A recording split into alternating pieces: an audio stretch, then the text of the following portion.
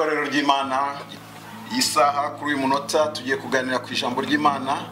Ariko mbere yuko tuganira ku ijambo ry'Imana, reka dusenga Imana.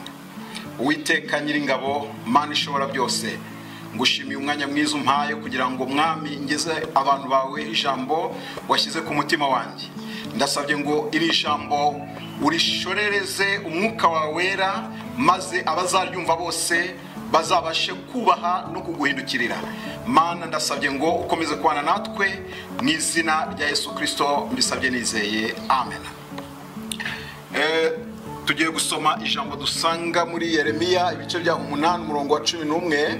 Ijambo ryaho byanditse ngo uruguma rw'abantu banjye barwumoye baruca hejuru. Reka dusome. Uruguma rw'abantu banjye barwumoye barunyura hejuru, baravuga bati nta mahoro, nta mahoro. Ariko rero nta mahoro ariho. Imana idufashe cyane.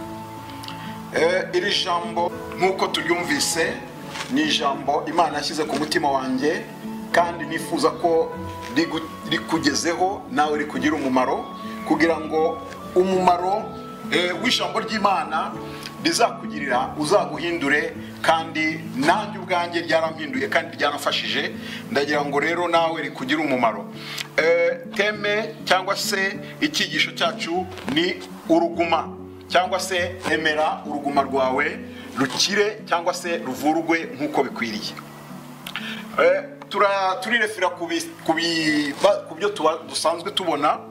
Tujya tubona abantu barwaye ibisebe cyangwa barwaye uruguma cyangwa se bakomerekejwe.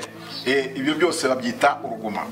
Ariko noneho iyo umuntu afite igisebe akagira ikibazo cy'igisebe, akijyana kwa muganga, ababishinzwe iyo batangiye kumuvura ni ukuvuga ngo nta mpuhwe bamugirira. Ni ukuvuga ngo bakora ibyo bazi kandi bigishijwe nk'abaganga. Niyo mpamvu udashobora kwigizayo icyo gisebe, cyangwa se utigizayo ukuguru nimba ari ku kuguru cyangwa ukuboko, kubera ko aho wakomerekejwe, aho ngaho wakomerekejwe cyangwa se aho ngaho ufite igisebe, haba hagomba gukangwa. Nubwo cyaba ari igisebe kimaze igihe, noneho kigakangwa kikavanwamo amashyira, noneho bagasigaho umuti. Wa muti basizeho ni ukuvura kugira ngo igisebe cyawe kigende neza, kizakire. Ariko noneho iyo wigijeyo ugashaka kwigirira imbabazi, ugashaka kwibabarira, ni ukuvuga ngo ukigizayo ukuguru, ukigizayo akaboko, ukigizayo se aho hantu harwaye, byanze bikunze icyo gisebe kikuzanira ingorane. Kimwe nuko abandi benshi batifuza kukijyana kwa muganga. Iyo utakijyanye kwa muganga rero n'ubundi hari icyo bibyara. Ni ukuvuga ngo cya gisebe kirabora, nyuma yo kubora bikamanuka bikagera ku igufwa, noneho hahandi kizakubyarira indi ndwara bita kanseri. Ni ukuvuga ngo icyo gihe rero iyo kigezaho nta kindi kiba kiriho usibye kugenda umukira abantu. Bivuga ngo rero iki gisebe cyangwa se uru ruguma Imana yabonye mu bakristo ntabwo ari rwa rundi nk'urwo maze kugusobanurira, ahubwo ni uruguma rw'ibyaha. Ibyaha biri mu mitima y'abantu, kamere, icyo bita kamere.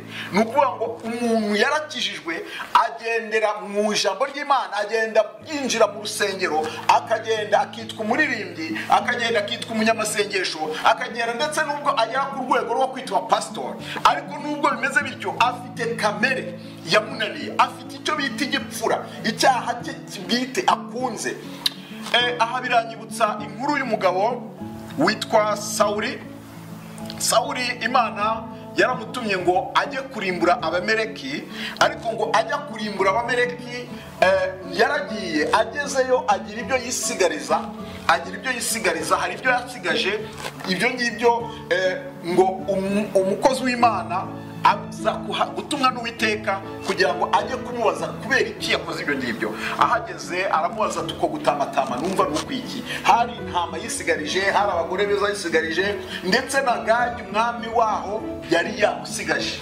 Ariko Imana tugire neza, kuko natwe nubwo twitwa ngo twarakijijwe, natwe nubwo tuvuga ngo tuzi Imana, ariko mu by'ukuri iyo urebye usanga abantu benshi hari ibyo bisigarije. Ibyo bisigarije rero babigize inyamibwa, babigize ibyaha byabo, bavuga ngo icyaha cyanjye, ukumva ko mbese cyabaye icyaha atari ikintu ashobora kwihana ngo akireke.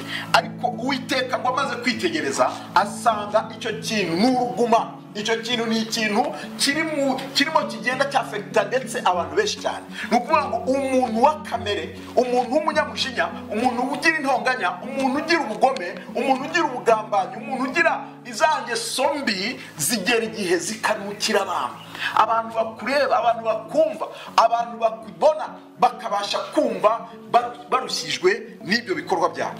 Ni ukuvuga ngo iyo rero utabashije guhindukira ngo zangeso zawe uzireke burundu uzihane, noneho biba ikintu bita kunuka.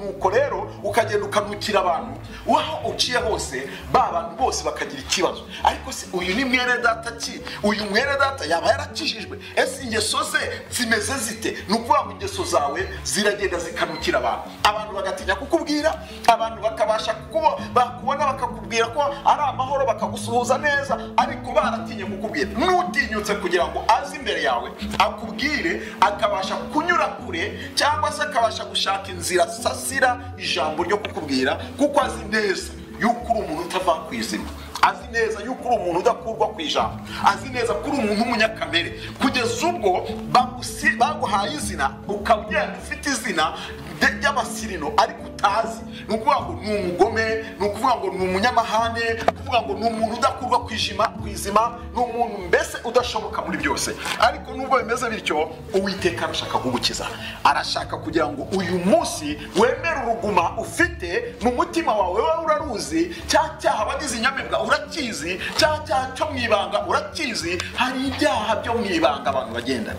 ibyo byaha ugasanga umuntu aragisasira, umuntu ndetse ntashaka ko bagikoraho, umuntu ndetse niyo bagerageje gushaka kugikoraho arahungaga akirukanka, ugasanga arava mu itorero ajya mu rindi, ava mu itorero ajya mu rindi. Bene data, itorero ry'Imana, Uwiteka arambuye n'ibyo bintu, arashaka kugukiza, arashaka kugira ngo ube umukristo muzima, ube umukristo ukwiriye, kuko Uwiteka ntanezezwa no kubona abantu bishushanya mu nzu y'Imana. Uwiteka ntanezezwa no kubona abantu bagenda bateza ibibazo.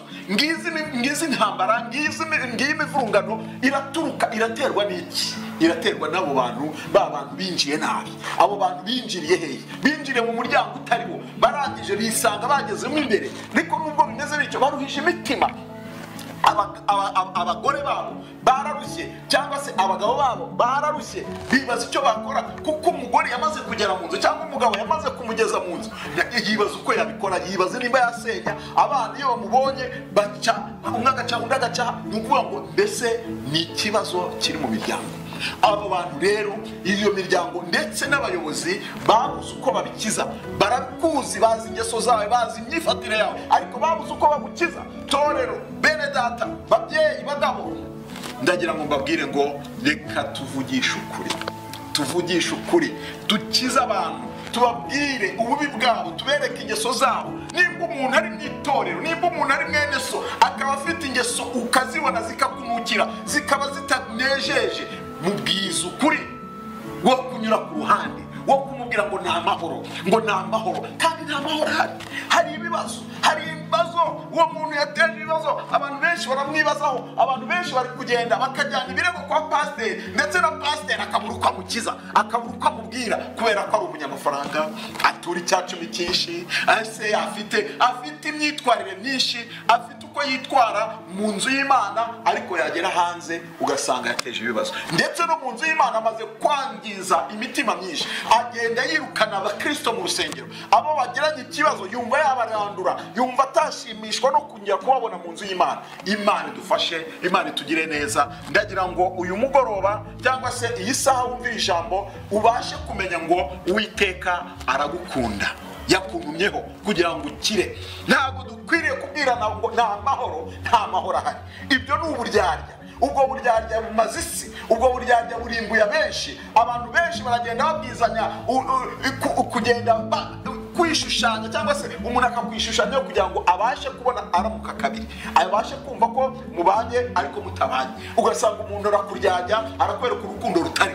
Ibyo ngibyo Imana yabirambiwe.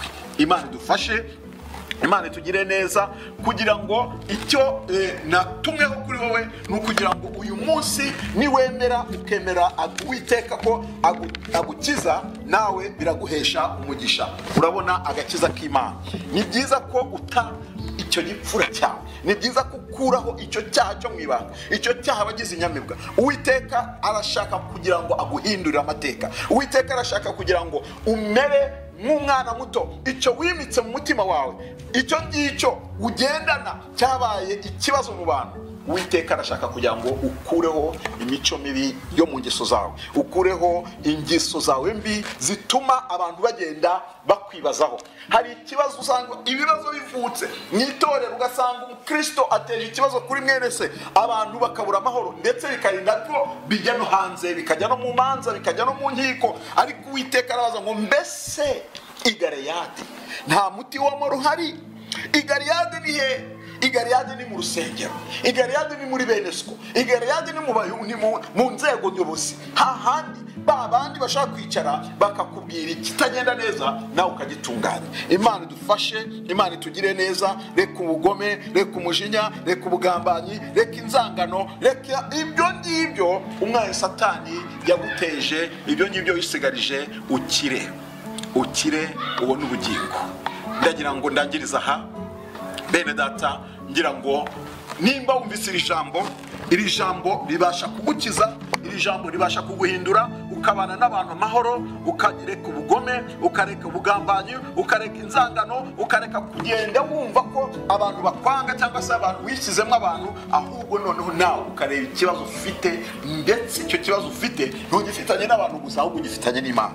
Uyu munsi rero ndagira ngo uhitemo Yesu nk'umukiza wawe, uhitemo ubugingo, ureke ibyo wari urimo, ureke ibyo wari urangariyemo, naho kugira izina ry'uko uri umukristo, ukagira izina ry'uko umaze imyaka mu rusengero, ukagira izina ry'uko uri umukozi mu rusengero, ukagira izina ry'uko hari ibikorwa byiza ukora mu rusengero, ariko ufite n'ingeso zindi mbi wisigarije, ntabwo bizaguhesha ubugingo. Uyu munsi ni byiza ko tukubwiza ukuri, ukamenya yuko ukwiriye kwihana maze ukakira umwami Yesu. Reka rero dusengera ijambo ry'Imana tumaze kumva. Ndibwira yuko aho ngaho umaze kugira icyo ukuramo, kandi numara kucyumva biraguhesha ubugingo. Reka duhe umwanya Imana, tubashe gusenga Imana. Uwiteka Nyiringabo, ngushimiye kubw'uyu mwanya mwiza uduhaye, ngushimiye ijambo ryawe tumaze kumva ijambo mwami wandikishije imbaraga zikomeye. Reka mwami Yesu Kristo, umwuka wawe wera agende mu mitima y'abumvise iri jambo, maze ribahindure uriya mugabo, rihindure uriya mukobwa, rihindure uriya musore, rihindure uriya mubyeyi, rihindure uriya musaza ndetse n'uriya mukecuru, rihindure abayobozi, rihindure abaririmbyi, rihindure abadiyakoni, rihindure wa muntu uba mu nzu y'Imana, wa muntu ugenda n'ingeso z'uko ari umukristo ariko muri we ari umupagani ndetse n'ababizi. Mana urakoze kuko ugiye gukiza imitima myinshi, mbigusabye nizeye hagati mu izina rya Yesu, amen.